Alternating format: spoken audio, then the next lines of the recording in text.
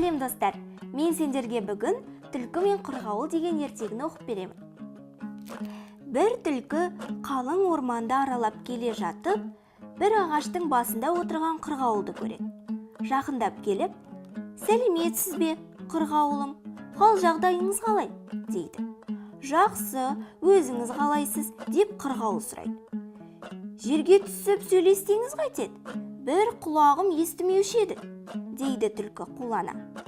Жерге түсуге қорқамын, жерде әртүрлі аңдар бар, бізді жеп қоюы мүмкін, деп жауап береді қырғауыл.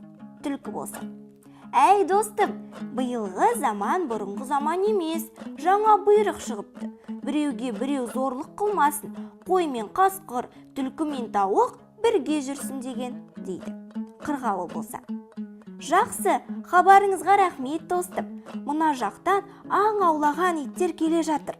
Оларға да хабарыңызды айтыңыз, естісін, дейді. Түлкі ит деген сөзді естіген соң алды-артына қарамастан қаша жөнеледі. Қырғауыл: қайда барасың?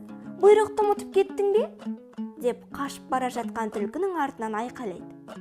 Кім біледі, бұйрықты олар әлі естімеген шығар, дейді түлкі міңгірлеп.